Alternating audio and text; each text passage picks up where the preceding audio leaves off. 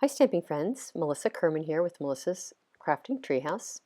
Today I'm going to be sharing a super fun project with you that features the Stamparatus, a cool trick that I discovered, and we'll also be using the Bokeh Dots Stamp Set and an uninked spectrum pad that I will be inking up myself. So you see me there with the spectrum pad. When you get one of these uninked spectrum pads, you'll see each of the small felt ink pads there are pure white. And I just took 5 different colors and inked it up. The Highland Heather, Gorgeous Scrape, Blueberry Bushel, Pacific Point, and Balmy Blue. And you can see my little circles there on my works surface as my little reminder or guide as to which color is which. And I'm lining it up with my ink pad so I remember.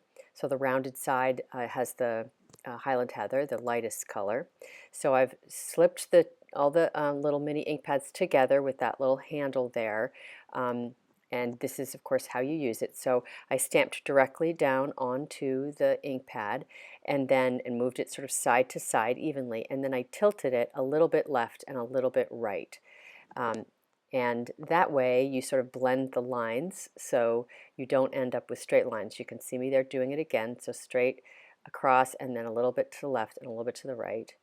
And I started with inking my first image first in the center, just so that I knew that I wasn't going to be able to fit 3 full images, so I wanted that central image to be centered. And I'm doing a pretty good job of lining these up. They're overlapping just the tiniest little bit, but it is a little bit hard to get it just right. Now I have sized my piece of white cardstock so that I have a little bit of white on the top and bottom, and it sort of looks like I have another layer of cardstock in behind there, which is pretty cool. I've also included a piece of green paper in behind so that I can see where the edges of that white paper are, and I can tell that I have generally an even edge on the top and the bottom. Now this is the back side of the paper, and it was actually my first try, and I had quite a bit more overlap on the 3 images. So I really wanted to figure out a way to get it better aligned, so I pulled out my Stamparatus and I stamped these 3 bokeh images on my scratch paper, which you can see in behind, and then I lined up my paper so that it was centered on that image, so there was the same amount of image showing at the top and the bottom, and so my paper overlapped the same amount on the left and the right as well. And then I just inked up my image, and this was purely an experiment because I wasn't sure it was going to work. So you guys may have heard of the hinge step. So I moved my plate 2 hinges instead of 1. So I'm basically doing a double hinge step, and I'm inking up my stamp, flipping it a little bit left and right, as you can see, to ink it up and blur those edges. And I stamped it, and I was so excited. Voila! It was just perfect. Just the tiniest little bit of overlap. It was much, much better than the one I had done freehand.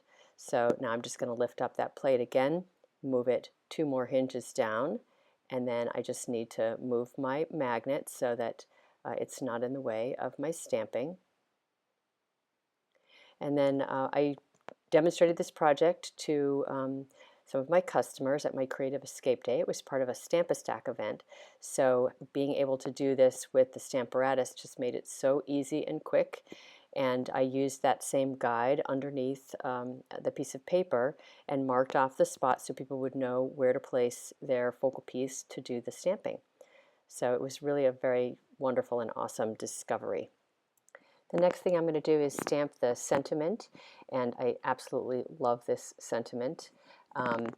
And I'm going to do it in the Pacific Point ink on my little strip of white there, and then I'm going to put dimensionals on the back side of the Pacific Point, and then that's going to be what I attach to the card. So I do want to say that this Bokeh Dots Stamp Set has 2 images in it. You might have seen it in the last clip, the video clip, and one of them is bokeh, and the other is this sparkle image, like I like to call it. So that's actually what we're using here, not the bokeh image, but the stamp set is called Bokeh Dots. So now I'm just putting some adhesive on the back side of my focal piece, and I'm going to put it down on the card and then attach or wrap my ribbon around. Now after I did this, I realized that I actually put it upside down. I wanted the purple along the bottom, but I did switch that around off camera, but you're just seeing me tie a little knot here You can also wrap it around the back side of the focal piece first with glue dots and then just tie a tie there as a sort of faux tie. It uses a little bit less ribbon to do it that way. It's also a little bit easier to do a faux tie as well. So now you can see I've corrected how I have the focal piece. I have the purple or the lavenders towards the bottom, and I had just slipped off my ribbon from the when I did it before. So I just want to show you a little trick for how to get this on. So I've bowed my card. I'm just kind of bending it gently, and that allows me to put my ribbon back on without having to untie it and retie it. And while it's bowed, I'm able to position where the tie is as well. It just kind of slides easily back and forth to get it exactly where I want it to be. And then I can just snip off the ends, and I'm all done with my ribbon. Now I'm just going to put on my sentiment with Stampin' Dimensionals, and then I'm going to place my snowflakes out just exactly where I want them and getting them right into position. And then I'll come back in with my glue dots and put a glue dot on the back side of each one of the snowflakes and attach it to the front of my card. The biggest one is the easiest one to do. That one has a nice big center, so it's easy to do a glue dot. The smallest one I have to ball up with my paper piercing tool so that it fits in behind that tiny little snowflake. And last but not least, I'm going to put a rhinestone on each snowflake, small, medium, and large for each respective size of snowflake. I hope you've enjoyed this project and learning about the double hinge step.